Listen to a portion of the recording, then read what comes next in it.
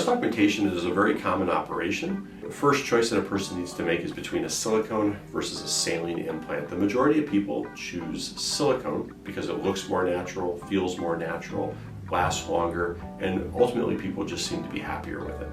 The saline implants, think of it like a saltwater implant or a water balloon. Choosing a size is a really personal decision. And the way I like to do it is I like to have the patient look at the implants, try them on, bring in one of your favorite shirts, bring in a bra that you might wear after surgery, try the implants on. Once you find the size that you like, you can flip it over, it'll tell you the size, and we usually recommend to go one size bigger. The reason for going bigger, one size bigger, is because the number one complaint that women have after surgery nationwide is, I wish I would have gone a little bit bigger. The implants also tend to look a little smaller after surgery. So if you really like the appearance of a 365cc implant, you might want to do a 385 because the 385 is going to look more like a 365 in the office. Breast augmentation recovery is fairly straightforward. For the first 2 weeks, the biggest risk is bleeding. So for the first 2 weeks, we want to keep your heart rate down, keep your blood pressure down, no lifting more than about a gallon of milk.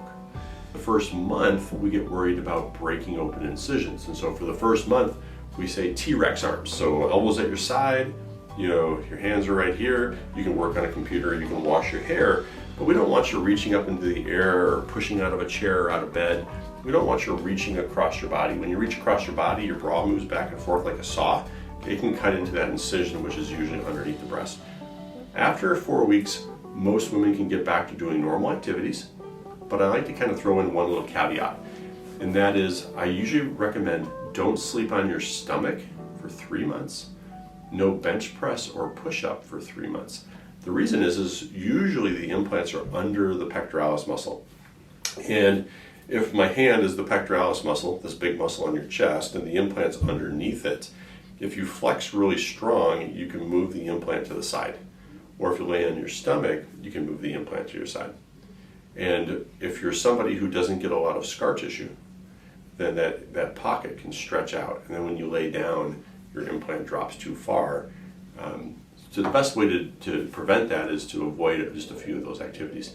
After 3 months, the scar tissue is set up pretty well, and you can do whatever you want then. A lot of people will ask whether to go on top of the muscle or under the muscle. And what that means is that, think of your pectoralis muscle, that big muscle on your chest. If my hand is the muscle, you can take the implant and either go under the muscle or on top. Most people go under the muscle for a couple of reasons. One is the muscle will help hide the implant so it looks more natural. It's a little more uncomfortable for the first couple of days when you do the surgery under the muscle. The reason though to go on top of the muscle, a little less pain, a little quicker return to normal activity. And for some of our high-performing athletes, think extreme rock climbing, weightlifting, going on top of the muscle can sometimes distort the muscles a little less. So even in a lot of those folks will still go under the muscle, but it's just an important consideration to bring up during your consultation.